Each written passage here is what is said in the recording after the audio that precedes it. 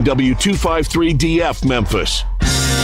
It's time for Wolo and Friends on Sports 56. Here is your host, the voice of the Tigers, Dave Woloshin. Look up on the wall, there on the floor, under the pillow, behind the door. There's a crack in the mirror. Welcome in on this Tuesday morning.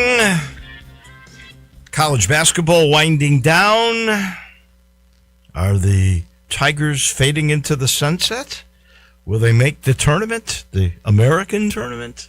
Any chance of 4-4 or 5-5 days to make the NCAA tournament? We will discuss that and a whole lot more. Final segment of the show. You know Wednesdays belong to Jason Munns. There is a new event coming to town. The women pros are coming back. You know, years ago, the tennis tournament at the old racket club, which at one point had 500 level men's, had a 250 event. They had it for 6 or 7 or 8 years. Venus Williams won it one year. Now Venus Williams in her 40s, I think she's 41, would be a target to come back. She played in Austin, Texas last week. There's only 2 of these 250-point WTA, Women's Tennis Association events in the country. I think at this point it's crazy, but there's only like 7 tournaments all told for the women here. That's hard to believe. I know Miami and Cincinnati. Right before the U.S. Open, there's Toronto, but that's not America. We're going to ask John Borden all about that. He's set to join us in about 6 minutes. John is the CEO of Tennis Memphis, and we'll find out how they lured the tennis tournament from Cleveland, Ohio to Memphis. Interesting. You know, the men's tournament, which was here from 77 to, I'm going to say 2011, something like that. That tournament was lured away from Salisbury, Maryland. So it had some history. That was Billy Donovan who lured this away. This time, I think it was the city that lured it away. I think to be getting groundwork for this was with Mayor Jim Strickland. Then it became Paul Young's baby. And Paul Young, along with, I think, John Borden, made this thing happen. We'll hear from him. That is coming up. There is going to be March Madness in Memphis. Well, not really in Memphis. We were hoping it would be in Memphis. You remember last week we had Zoe Goodson on, who was the head coach at Rhodes. So they were 21-4 because the Division III only played 25 regular season games. And Zoe's team went to Rome, Georgia at Barry University, and they were playing in their conference tournament. They were not sure because of what their metric was, and I don't know, it's the equivalent of the D3 Ken Palm. And apparently their selection committee only goes by these numbers. There's no eye test or favorite of a conference or that sort of thing. And they weren't sure that if they didn't win the tournament that they would actually get into the NCAA, even though they were regular season champions of the SAA. Not only that, but 21-4. But they went down and they took care of business. They beat Trinity in the final. Trinity is the powerhouse of that conference. They got into the NCAA tournament. So this Friday in Atlanta at Emory University, Rhodes will take on Roanoke. I have no idea who's favored. I would imagine if they win that game, they would take on Emory. It would be a home court advantage for Emory. But this Rhodes team is now 23-4. Congratulations to Zoe Goodson and to that team. Reading an article today on it. I guess he did intonate that he had a bunch of good mix of guys who'd been around and some portal guys that were important. But if you look at all the experience, there are some guys that have played 95 games in a Rhodes uniform. That's pretty impressive. So a great mix and a great chance. I hope this team goes a long, long way. I think if you win your regional, then because there's I think it's 64 teams, so it's a full field. But if you win your first 2 rounds, you would advance to a neutral site.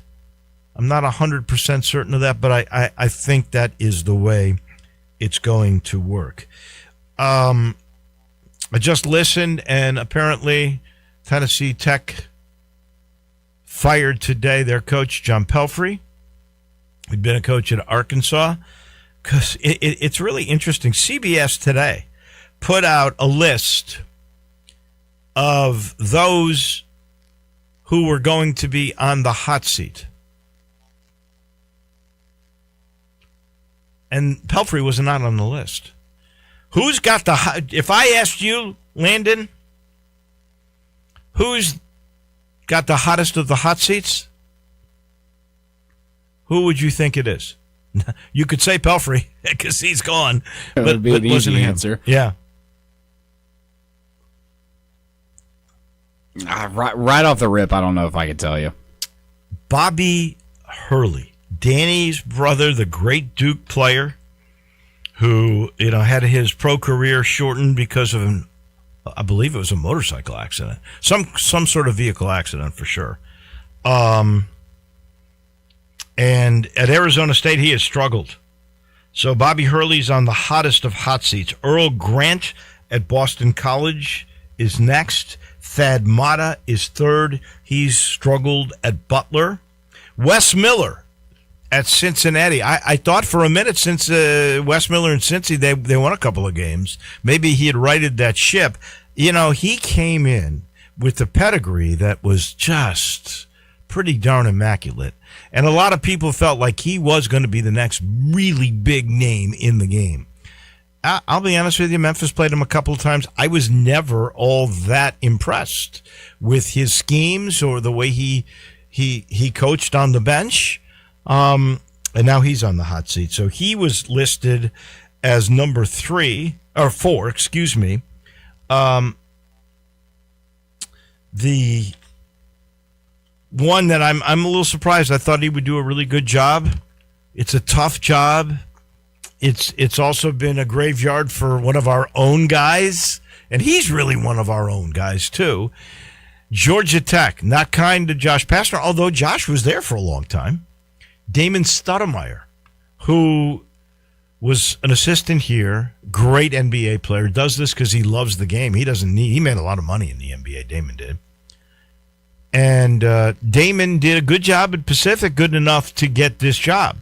But this job has been tough for Damon Stoudemire. Then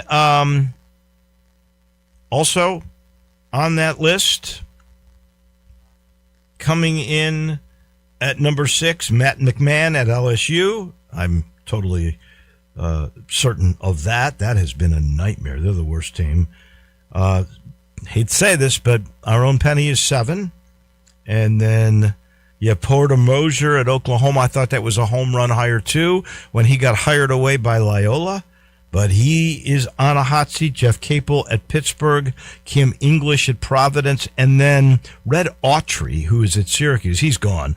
And the word is Brian Hodgins at USF is going to get that job. He's from the Buffalo, New York area. He's done an amazing job at our first Arkansas State and USF this year, and we'll see him and his crew.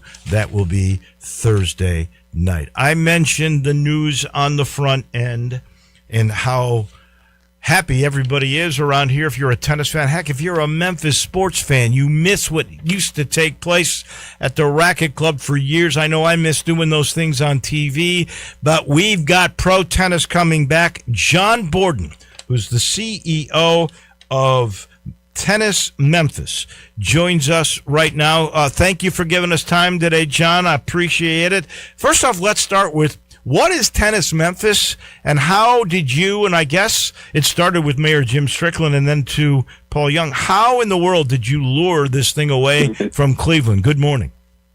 Good morning. Tennis Memphis, first and foremost, is a nonprofit organization based here in Memphis, and one of our chief tasks is to be a community pillar through tennis. And as it pertains to the tournament, the good folks that the sanction holders and that run the tournament, they were looking for a new home, and Leftwich finished. I guess we're in our third year, and as they were looking across the landscape in the United States for venues that would be suitable to host a tournament like this, they came across Leftwich, and it's a no-brainer. I mean, it's easily one of the top tennis facilities in the country. So, it really was just, hey, can this work? And then, obviously Mayor Strickland was, it was a big deal of his to get this facility done. And then Mayor Young kind of picking up the mantle, really just wanting to do something that would be special and excellent for the city of Memphis. So it really was just kind of the stars aligning. I must confess, I was the MC at the groundbreaking when Leftwich was being redone. There you go. And I never envisioned it to be as beautiful as it is. True confession, full disclosure, I've never really been inside of it, but I see it all the time when I play Audubon Golf Course. And I see the Memphis Tigers practicing there, and I see how cool it is.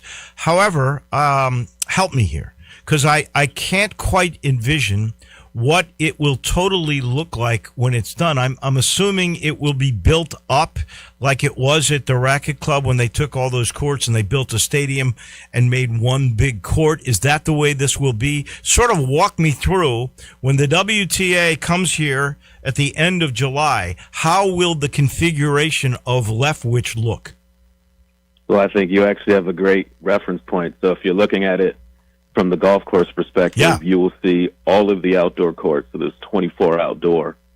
The courts that are closest to the east side courts, so the furthest east, the tournament operators will come in and actually build one grandstand stadium, and then there'll be two smaller stadiums, so to speak, that they're going to build. So if you look at it right now, you will only be able to use your imagination, and I guess really my words, because it will be completely transformed.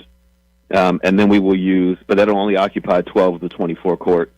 Then we'll have courts for the pros to practice outside, as well as, believe it or not, just regular Tennis Memphis programming and activity going on, at least while the tournament's under construction. So if your listeners come really anytime, perhaps by mid-June, they can watch it in real time go up. That'll be fun. In the meantime, if it rains, do you move inside or you just sit out the rain? Tennis is an outdoor sport, especially in the summer, so we're going to be sitting out and enjoying the rain and waiting for it to dry. And the other thing I got is, because I know everybody's going to want to come to this, I know the tennis community has to be thrilled, and we'll get into fields and the importance of this tournament in a minute. But where do you park? Now, I know the old Oak Court Mall has a garage there. I don't know if that's being torn down or not. I know at least for this summer there would be some vacant space there. I don't think that's the long-term solution here. How will the parking for this event work? We're working on a few solutions right now.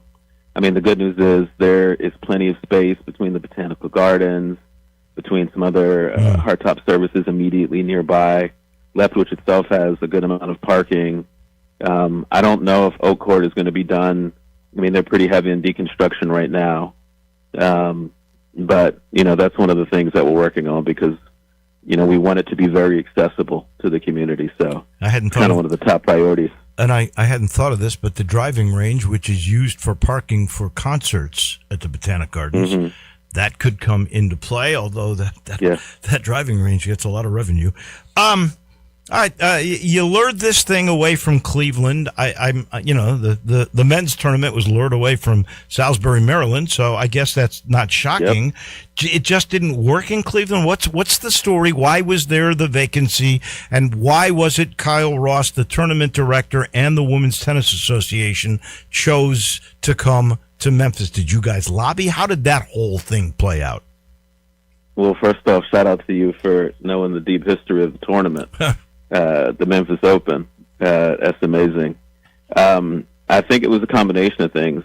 I think that there were some changes in the WTA calendar that, although the tournament could have existed in Cleveland, it was running up against some of the bigger events. It kind of squeezed in between the U.S. Open, Cincinnati, and then there was a tournament in Monterey at the same time. So, they could have kept it going there, but it really just wasn't an ideal fit in the schedule. So when they had an opportunity to kind of think out of the box and explore,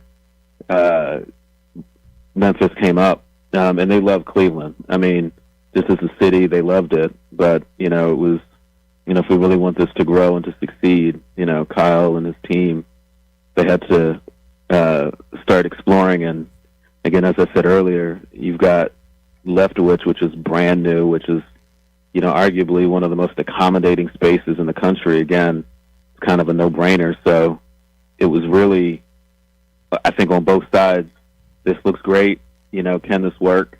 And then as we've gone through the process, I mean, I got to Tennis Memphis in October, so I was brand new, and they were like, our board was like, hey, what do you think? And where I used to work, we owned a tournament in D.C., and, so I had a little experience, and I said, well, this is a no-brainer. It's great for the city. This is what Leftwich was built for, so let's just make it work. How did you get here? Are you from Memphis, or where are you from? I'm from Philly originally, most recently from D.C., and I was hired as CEO in October.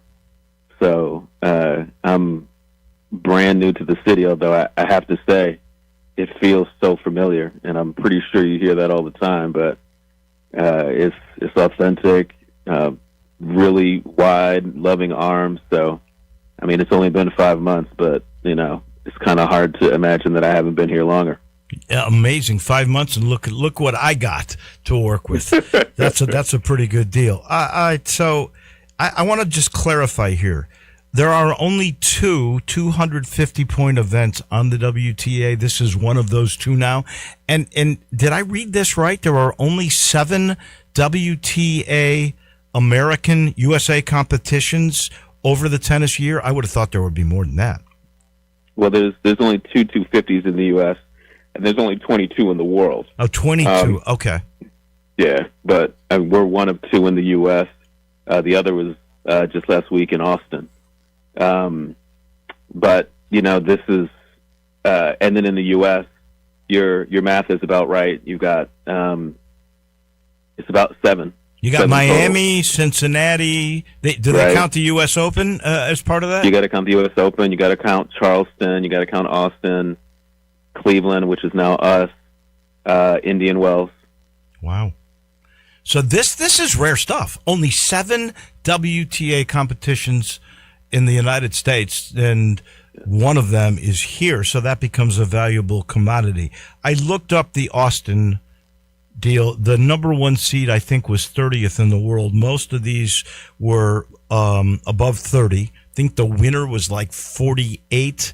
I think the prize money was like $280,000. So I'm not sure if the winner gets 50, 70, 80,000, something like that. Can you kind of go over that and the kind of field, maybe with rankings, that you think will end up here? I know they're talking Venus because she played in Austin. She was a winner here way back. In fact, I did a bunch of her matches on TV.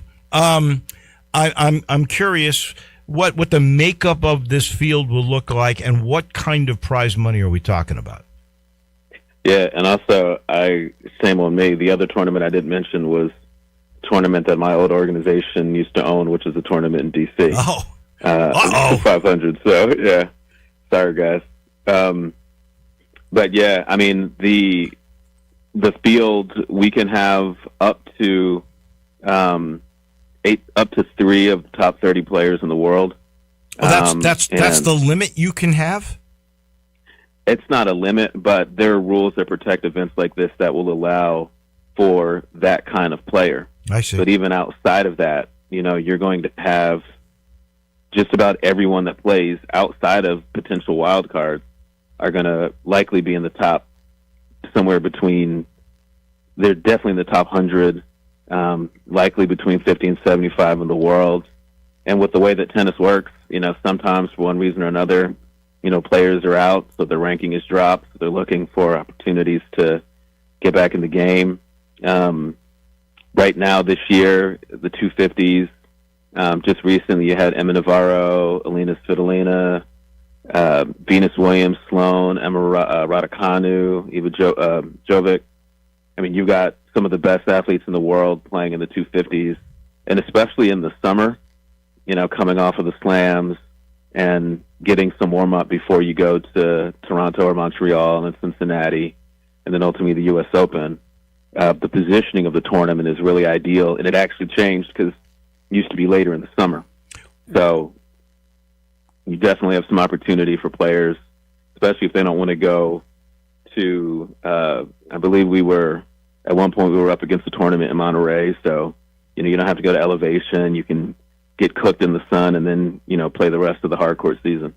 You couldn't get like a top 3 person. Like Sabalenka wouldn't come to this event, would she? I mean, I would never, ever promise that, but, I mean, it's not off the table. I mean, a couple of years ago in D.C., we had Rafa, and it just kind of worked with the schedule. He was coming off of an injury. So, there's an element that you never really know. I feel like I need to campaign since I'm on air. Serena, if you're listening, I know you're coming out of retirement. Well, that was my next question. See, this could be perfect. Right here, she might need points. Who knows? I mean, personally, I think it would be a great fit for her. Rather than jumping into, especially in the hardcourt season, jumping into kind of a higher point yield tournament, play a low-level tournament, get your feet under you, play a couple of matches, and then see what the rest of the hardcourt season holds. I mean, again, I would never promise that, but, I mean, I think, Serena and other players in that same situation, like we're still at the start of the season, so you really just don't know what it'll look like, but behind the scenes, you can rest assured that we'll be campaigning pretty hard to get the most talented field. Wouldn't it be something if the Williams sisters came? There's no doubles in this, is there? I want to say yes, but I need to actually double check with Kyle. Okay, that would be good because the Williams sisters playing again would be an awful lot of fun. Well, but by the way, back to the prize money. I think it was $280 or something like that in Austin. Is that about the ballpark? I think the purse isn't the total purse. I don't think it may be that large. I would need to double check and see what the winner gets, but the 250s generally have a smaller purse than the 500s, sure, the 1000s, and the slams. And then the last thing, and we're talking with John Borden, who's the new CEO of Tennis Memphis, who's been given this great prize, and I think we're all pretty excited about it. How long-term do you think this deal will be with Leftwich hosting this WTA event? I mean, right now it's for sure the next 3 years, but I think the general tone is that everyone feels really good about Memphis, about Leftwich. It's a world-class facility. It's one of a kind facility. But Memphis is so unique. Like this is a place where you can only find things in Memphis. And I think, as we kind of pitch this to the rest of the world, I think that's kind of the drumbeat. And I think that's what you want for a tournament. You want them all to be a little bit different and to have their own identity. And I think, the organizers, I think the WTA, everyone kind of realizes that Memphis has a uniqueness about it that will give a different flavor and perspective to the other events that they have on the tour and even in the U.S. That was part of the charm of the old one at the Racket Club, was literally in a club. The players and the fans mingled. The media actually ate with the players. And that was when it was I think a 500 event for the men and a 250 for the women. It was really quite a bit of fun, and you had a lot of history of that.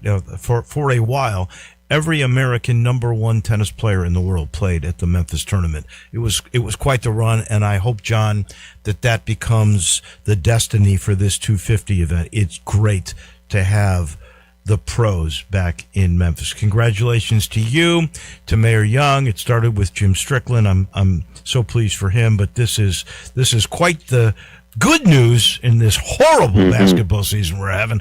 This is quite the good news that we have gotten. Yeah. Thank you. We got to get you over to Leftwich too. You got me. I'll be there, believe me. I appreciate you. Thank you so much. Likewise. That is John Borden, the CEO now of Tennis, Memphis, the news yesterday, a WTA event will come. So you're going to get, probably as you heard, most of those players around the 50 ranking. You might get some in the 30s. You might get the Williams sisters. Who knows? We may have history happening in Memphis, July 25th through August the 2nd. And we'll obviously be on top of the story the whole way. This portion of the show brought to you by Ken Garland, Custom Home Builders. Ken knows it's a big deal. You're going to pull the trigger on that dream home. Maybe it's on land you've had in your family for a while. You're really not sure how to utilize it. How about 3 generations of wisdom? The two Kens, Junior, Senior started it 80 years ago. Now Williams in the business. They all see the little things along with the big picture. Details, overall view, perfect eyesight for what must be done when you are building, or maybe you're remodeling. I call that renovation innovation. Yeah, a renovation with all the new modern innovations that we have. The California closets, the island in the kitchen, the media rooms, the speakers in the wall. Every new thing that makes a house just special. They know how to do that. 3 generations. And as the Ken or William will tell you, they'll say the job's really never done. We're always with you. If there's a problem, I don't care how long ago it was built. He tells you himself in his commercial. They're there. They're going to make it right. You are family if you build or renovate with Ken Garland, Custom Home Builders. We take a quick time out. When we come back, I'm going to let you know there's some rumors, a framework for a new golf schedule, and some NBA news. We'll get into that, and then Jason Munz will be our last piece of the day. We're cruising through our Tuesday on Wolo and Friends. Not only can you listen to your favorite shows on Sports 56, you can also watch video of the shows live on Twitter and YouTube. Watch and listen every day at Sports 56 WHBQ. Hi, fellas. Bill Russell at Russell Brothers Fine Jewelers. Christmas and Valentine's Day have come and gone, but you know that at some point you'll need to make your favorite lady happy on her anniversary or her birthday, or just because you want her to know how special and important she is. At Russell Brothers, we've been helping gentlemen for over 5 decades do just that. When a gift-giving occasion arises, we're here to help you. Magnificent diamond rings, beautiful necklaces, shimmering gemstone bracelets. So much to choose from, and the possibilities are endless. At Russell Brothers, you can always know that if you surprise her and she'd rather have something else, we're happy to exchange or refund your money within 30 days. Beauty, value, quality, and service are the things that set Russell Brothers apart from other jewelers. Come see us at Russell Brothers Jewelers, 4646 Poplar. Let us help you say you're the best to that wonderful lady in your life. If you owe back taxes, listen carefully to rule number 1. Never go up against the IRS alone. They're cracking down, freezing bank accounts, garnishing paychecks, canceling passports. Even your home or business could be at risk. But here's what they don't tell you. The IRS has powerful tax relief programs that could save you thousands if you qualify. That's why smart people call Optima Tax Relief, America's #1 tax resolution firm. Nobody knows these programs like the experts at Optima. Their team of tax attorneys and licensed professionals have resolved over $2 billion in tax debt for people just like you. The IRS is not stopping, so don't wait, and don't take them on alone. For tax help you need, for tax help you can trust, call Optima today for a free consultation. Call 800-780-3599. 800-780-3599. 800-780-3599. Optima Tax Relief. Some restrictions apply. For complete details, please visit OptimaTaxRelief.com. Hello, sports fans out there. Walker Taylor here with the Germantown and Collierville Commissary. We just celebrated our 43rd year in business, and I would like to thank our fantastic customers and especially our loyal staff. Time has flown by. We now have a second location, Poplar and Houston Levy in Collierville. Catering is a specialty of ours. 50 to 5,000, no job too small, no job too big. Full service or self-service. We also have a party room in Collierville that is great for rehearsal dinners, business meetings, wings, you name it, we'd love to have you. Also, our barbecue party packs start at $8.75 a person. Barbecue, beans, slaw, bun sauce, including serving utensils. Especially great for tailgating with football season coming up. The commissary restaurants also believe in giving back to the community. Possibly you have been approached by somebody selling a barbecue six-pack coupon for fundraising. Cheerleading groups, church groups, anything to help a worthy cause. Holidays are near. Smoked hams and smoked turkeys will be on the pit before you know it. Come see us at Germantown and Kiowa Commissary. Also check us out at commissarybarbecue.com. Meet Lee Platts, a renter whose possessions fill not only her apartment, but also the darkest corners of a mini storage unit. A land of both truth and fiction. Truth, everything inside is protected by Progressive. Fiction, one day Lee will fit into her clothes from senior year of high school. Renters, discover coverage for what you love and what you can't get rid of in Progressive's Protection Zone. Get a quote at Progressive.com. Progressive Casualty Insurance Company affiliates and third-party insurers. Now back to Wolo and Friends on Sports 56. Here once again is the voice of the Tigers, Dave Woloshin.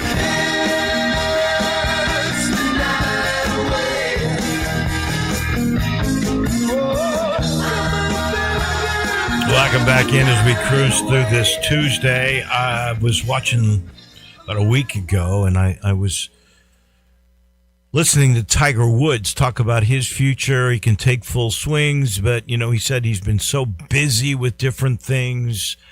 In particular, you know, he's on the board that is changing the way the PGA is going to do their work. Things are starting to trickle out now about what changes might be made on the PGA Tour. For instance, starting next year, and this is going to come out in the next few weeks apparently, there will be no competition with football. They want this thing done before September. So they will start their season in February. That's pretty early, but that's what you do if you're going to keep your tournaments. You got to start it that early. They're going to go from 35 tournaments down to 22. Now, that doesn't mean there won't be other events at a lower level. But for the big boys, 35 tournaments to 22, all will have signature tournament purses. Big money. Apparently, there will be some bye weeks before majors. They want that week off to prepare for that golf course, that tournament, get a little rest. Not a bad idea. Makes some sense to me. The FedEx Cup playoffs, they could be moved up 1 to 2 weeks. They're talking for better weather to move to West Coast venues, which they really haven't had. What is the future of Memphis and that first round playoff? I don't know. I guess we will find out because this all starts next week. I'm going to go with the faith that as long as FedEx is the title sponsor, that Memphis will be in this mix. But you don't know. And I hate to say this because I believe Tiger Woods is brandishing quite a bit of influence on this. He's never come to this tournament. He was here one time in the heat of summer. He did a clinic. It was hot as Hades at Pine Hill. I remember he spoke at the Racket Club, then went to Pine Hill. And he's never been back since, even though he promised. This was really before he became a major significant. He'd already been a big name, but he hadn't really become a big winner yet. But he said at that point he would come and play every tournament at least once. I think the only ones he missed were they used to have a tournament in Milwaukee and the Memphis tournament. He never played in the Memphis tournament. So I do fear that he could definitely have the poorest, the bad influence on all of that. College basketball, Arizona and Duke both won last night, which means they are now champs in the Big 12 and the ACC. Wildcat coach Tommy Lloyd, you know that he picked up last night in his still fifth year, 140 wins. That is the most ever in college basketball history, a first 5 years on the job for any coach, 140 wins. Tommy Lloyd's doing amazing things in Arizona. I think they're the best team. If I had to pick today a team, and I know there's Duke that is number one, and they lived up to their rating last night, but I would pick, I believe I'd go with Arizona at the moment. But Duke got that rating, and they lived up to it. They beat one of their rivals, NC State. You know, it's the Raleigh-Durham area. Both those schools sit in that market. 93-64 at NC State. One last little thing that I find interesting. Did you know that there was a cry for Bruce Pearl, who's been signed on by CBS and TNT to be an analyst for the NCAA Final, the tournament? People were so upset because he basically said if Miami of Ohio lost in their tournament, they would be out. They don't have a good enough case to be an at-large team, even though they're now 29-0. So there were so many people offended, particularly those that reside in the area of the MAC schools. He should be fired. I don't think he should be fired. I do think it does make up. If they win 30 games, I think you got to give them the benefit of the doubt.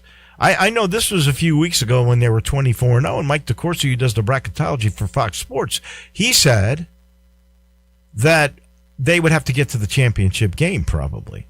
I think you win 30 games, you got to get the benefit of the doubt. Something crazy could happen, but I believe, maybe you get a bad seed, but I don't see how you would not make the tournament at all. But they're all after him. And then Jamal Mashburn brought up a pretty good question that we could talk about when we have more time one day.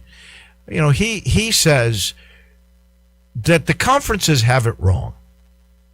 They should not put the importance of the conference tournament as the qualifier to make the tournament. That it should be on the regular season because that is really the better body of work. That tells you who really the best team is. I don't dispute that. The problem is you got to have some sort of reason to go to the tournament because they hope to make money on the tournament. And if you don't put that qualifier on or the winner gets in, you're not getting anybody to go. That's your dilemma. We take a break. We are sitting in the Family Leisure studio. We'll let you know that floor model sale is continuing. It's got to happen because they're making room for the new beautiful hot tubs, swim spas, cold plunges. They got to come in. You got to move the old ones out. They got to have the space. So anything sitting on the floor, you're going to get a deep discount.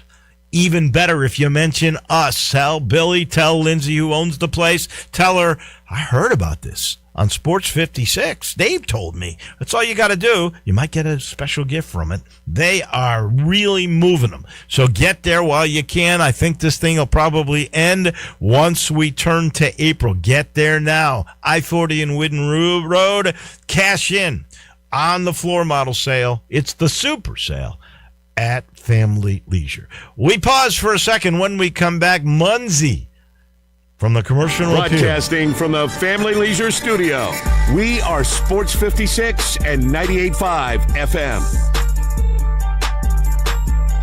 It's a new year, and it's the first new sale at Family Leisure. It's the floor model sale happening now. Family Leisure has deep, like diving deep discounts on over 100 display models and in-stock hot tubs, swim spas, even those cold plunges. How deep are these discounts? I'm not allowed to say. So if you've been putting off getting a new spa, then right now is the best time to buy. Here's one price I can let loose. You can get a spa as low as $99 a month. Plus, you can get over $1,000 in upgrades with every spa purchased. One other special deal, you can get an $8,000 spa for only $159 a month. And you know what? Family Leisure is going to throw in some LED lights and waterfalls on most models. Room's got to be made, and so do the deals at Family Leisure, Whidden Road and I-40, where family and fun come together. Rick's Powder Coating for a beautiful finish every time. Rick's Powder Coating specializes in automotive, ornamental, residential, and industrial coating. With 2 conveyor lines and the largest batch ovens in the Mid-South, Rick's can accommodate all of your powder coating needs. Locally owned and operated since 2002, Rick's Powder Coating will customize a beautiful finish just for you. Drop by or call to see how Rick's Powder Coating can bring color to your life. 901-367-2771 or rickspowdercoating.com. Running a commercial plumbing or HVAC company isn't easy. You're driving revenue, managing payroll, coordinating marketing, juggling projects, and keeping customers satisfied all at once. You need software that keeps up. It's time to upgrade to Service Titan, the all-in-one solution built to help companies like yours run smarter, grow faster, and scale with confidence. See how the most successful contractors are doing it today with Service Titan. Visit servicetitan.com to learn more. That's servicetitan.com. At Jason's Deli, you can stuff yourself full of great deli food that's healthy, fresh, and best of all, it's not expensive. Jason's Deli is all about choice.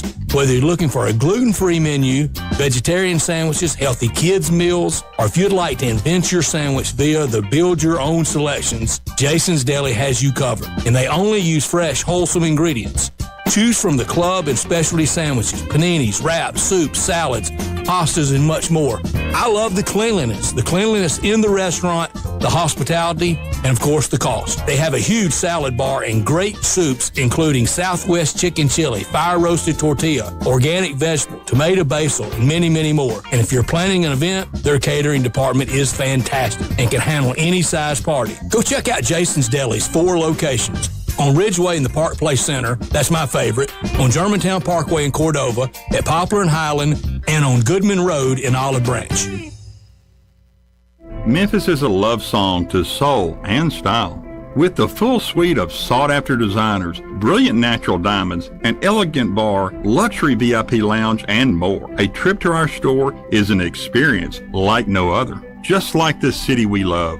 Stop by any of our stores or visit sissyslogcabin.com and experience Sissy's for yourself. Memphis is our home, and we're your jeweler. Sissy's Log Cabin, because life's too short for ordinary jewelry. I'm Gary York. I'm the service director at Lexus in Memphis. Our service department wants to be more than just a place where you get your oil changed. We do glass repair, windshield replacement, recalibration of your camera and sonar systems, even wheel repair, tire replacement, all the things you would expect from a luxury automotive dealer. Please check out our website. You can schedule your appointment, check out our specials, hours of operation, or if you'd like to do it in person, please reach out to one of our associates at 901-271-5199. Now back to Wolo and Friends on Sports 56. Here once again is the voice of the Tigers, Dave Woloshin. We go across the border down south to South Haven. Our friend Jason Munz joins us now. We talk Tiger basketball with the beat writer of the Tigers and the Commercial Appeal, and we've hit some historic stuff here. 17 losses, most since 69, 70, 56 years ago. A 6-game losing streak, the most in 28 years. Hard to believe, Jason, when you consider this team was picked to win the conference at the beginning of the year. Now they're 2 games under 500 and in fear of not making the tournament at all. That's crazy. It is. I don't put a whole lot of stock into preseason polls, like literally pretty much. I would be shocked if there's ever been a time, or more than a handful of times, where a conference picked someone other than the defending champion to be the preseason favorite of the next year. You know what I mean? Unless there's like a coaching change or something like that. It just seems like that's always like the go-to move. Well, it's pretty difficult to gauge, right? With every team, and in particular the American, every team having almost all new rosters. I think East Carolina, if I'm recalling, since we just did that game, they had 7 returning players. That may be the most of any team in the conference.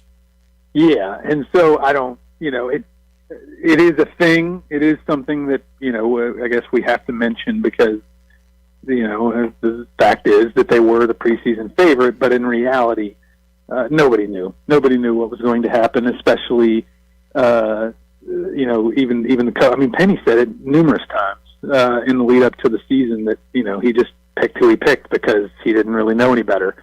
I mean, honestly, if it had been me, I probably would have picked Memphis to win, but I would have it would have been really, really close between Memphis and Tulane because Tulane was bringing back Rowan Brumbaugh and they were bringing back Asher Woods and Ron Hunter was back again. And so but that just goes to show, the point that I'm making is you just literally never know. I give coaches that pick USF second with a brand new coach and transfers from Arkansas State. Mm-hmm. They were picked second, and that they're clearly ahead of everybody at this point in the league. Yeah. So, but yeah, it just the way this season has just gone off the rails for Memphis is it almost defies belief, just because. I mean, you can. There are some of these things that you can rationalize a little bit, there are some things that, it's okay, well, this one was on the road and this one was one of those games against Wichita State the other night at FedEx Forum where, Memphis was down, but they fought back and they were up by 1 with only 90 seconds left in the game, and it just didn't work out. But I'm just gonna say, I don't care if East Carolina's on the road. I don't care if East Carolina's got Jordan Riley. You don't lose to East Carolina by 16 points and expect to be taken seriously. I mean, and again, this is now that is the 6th loss in a row. It's the 5th consecutive. It's now 5 straight in conference. Everybody, just as a reminder, one of those 6 losses was a non-conference game at Utah State. So it's really only 5 in a row. That doesn't make it any better whatsoever. But just pointing it out for the record, it's 5 consecutive American losses. But no, again, you can kind of get over the ones that are, squeakers that just don't fall your way. But Memphis now, out of their 6 consecutive losses, 4 of them are by double digits. How about this? If they're behind, and this tells you their mentality for this year. I hate to say this, but it's the truth. If they're behind, they don't come back. Their record at halftime, if they're behind, is 1-16. Yeah. I don't remember any Memphis team like that. And if you look 6 or 7 games this year, they could have won at the end, and they just couldn't figure out a way to finish. Penny that was a mantra. Oh, we just got to learn how to win games. We got to learn how to come together at the end and be more mentally tough. They're just not. They can't figure out how to get over the hump. When the game is close at the end, you can bank it. They're not going to win it. You can, to me, what this season boils down to is, we can talk about all these things. We can talk about Penny in the off season, that it was a mistake to wait on the NCAA, to pin your hopes to the NCAA clearing Dane Danger. You can talk about the way he handled the PJ Haggerty situation. You can talk about injuries. You can talk about tough non-conference schedule. You can talk about bad breaks. There's bad break against Wake Forest. You can talk about the bad break against Tulane. But to me, what it all boils down to is you can, if it's one or the other, and I'm talking about a lack of talent and a lack of basketball IQ, you can account for you can account for one of those being true. You can't when it's both. And Memphis simply has shown that it is not that the basketball IQ is very low, and that is defending without fouling. That's what that points to. It points to some of those things that I was talking about before, the Wake Forest game, like when you know when the way it unfolded there at the very end, you know, especially with like Zach Davis getting an offensive rebound, and instead of taking it back out and milking some clock, he takes it right back to the rim and misses a wide open layup. He charges. They right, get the ball back. Right. You know, that's low basketball IQ, and there's a lot of that's just one example. You're been a lot 100% right. And Zach has produced several of those moments, if we're going to be totally honest. So that gets me to the hard question that I want to ask you. You do all these predictions, although I don't know if it's been a great year for you on that. But I'm going to ask you this one. Memphis has USF on Thursday night, and then at Tulane. They do not have a tiebreaker with East Carolina. They do with Rice. Will Memphis make the tournament, the American tournament? The odds. I have a great base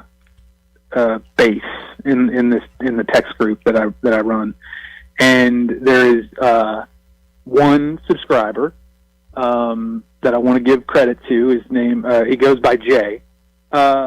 He went through this exhaustive process to figure out the probabilities, and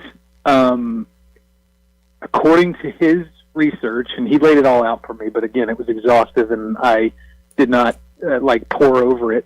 So I don't know exactly, like all the factors and things that he took into account, but according to his research and all that stuff, I want to say that he's saying that the numbers say that Memphis has like an 80% chance to get to the American tournament. And that's about right to me. That sounds about right to me. I do not think Memphis is going to beat South Florida. I do have a feeling, however, that Memphis is going to beat Tulane. But even with their road record this year, they've won 2 road games. No, I know. Listen, and New Orleans is, the voodoo is real down there with Memphis. But I don't know. Like I said, it's just a gut feeling. I'm not. That is not based on any sort of reality. It's just a gut feeling. Here's how it works. East Carolina's got a tiebreak on Memphis, right? Because they won that game. Their schedule, we know who Memphis has, right? They've got Tulsa at home Thursday night. They're not winning that. And then they've got at UAB. Yep. So they'd have to, if they win 2, who knows? If they win one of those 2 and Memphis loses both, they got the tiebreak on Where's Memphis. that UAB game? The UAB game against East Carolina is I just got out of it. It's in Birmingham, which that might be bad because UAB is not the same team at home as they are on the road. Here's the Rice schedule, and remember, Memphis has the tiebreak on Rice. Rice finishes at North Texas. I don't see them winning that game. And then a game at home against UTSA, which they probably will win.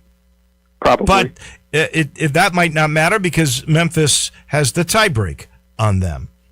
Yep. So that one win would be a tie. So I don't think Rice is in it. Another school you can look at here is Temple, because Temple's the same record as Memphis.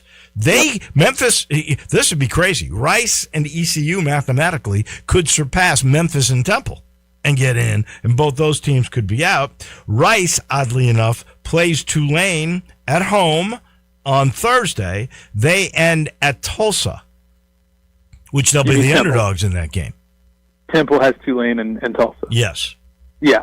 And then, if I'm not mistaken, North Texas is also sitting up there with 8 and 9 losses. Yes. They got 9 losses, and then So here's how they finish.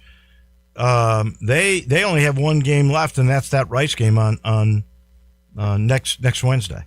Yeah, this Wednesday. Yeah, right. Yeah, so it's there are so many variables still in play. It's not just as simple as Memphis needs a win and East Carolina loss, something like that. Like there's so many variables at play here. Now, I do think that one Memphis win out of their last two games that'll do it. Yeah, but that's probably you're probably looking at a 9 or a 10 seed. Like to me, like I don't see any way that they're gonna play that their first game is not on Wednesday, the first day of the tournament. There has been obviously a lot of criticism, speculation about Penny.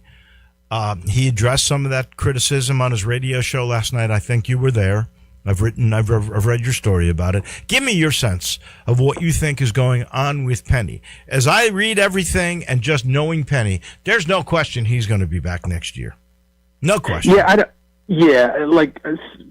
Certainly if it's strictly up to him, there's no way he's not stepping aside. Right. Now,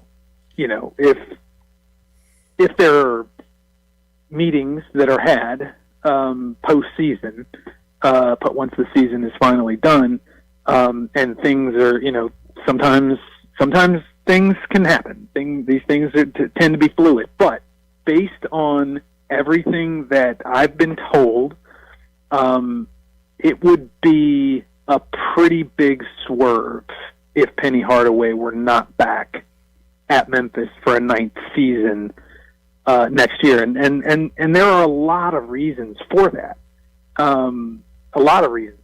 We don't have time to get into all of them, but it seems to me, just like listening and observing and talking to Penny Hardaway over the last couple of weeks. Obviously he got real emotional after the South Florida game. I think that was probably his, that was probably as low as he could go. And I understand that there have been subsequent losses, UAB, Wichita State, now East Carolina. I don't get the sense that, it seems to me that he's made peace with even the worst case scenario. I think the better way to put that, and this is just my sense of it, is after that South Florida game, the realization hit him. This team is not good. This team it does not have it. He doesn't have the talent. He doesn't have the mental toughness. That really hit home that there was no turning this team around. That's my sense. You're probably right. And then compounding matters, that was the game where Aaron Bradshaw got hurt. Right. And, he certainly things are a lot different without him, because he had 10 points in the first 4 minutes of that game against South Florida. He was on his way to a real big game, potentially. I think that's probably the better way to frame it. That it finally sunk in. That was the night that it finally sunk in, and he accepted the fact that this was simply a lost season. I'm with you. They'll get another shot, and hopefully Bradshaw can play and really be a little more assured in terms of pain with that elbow when they get USF here on Thursday night. I'll see you then, my friend. We'll talk about it again next Tuesday. Thank you. We appreciate you. Okay, thanks, Wolo. That's our man, Jason Munz from the Commercial Appeal. That'll wrap up our Tuesday. Full day tomorrow. Dennis Philippi in the house. We got Joe Denk on the business of sports, and we've got our roundtable. That's all tomorrow. Coming up next, Johnny Radio. Keep it right here. Have a great day, everybody.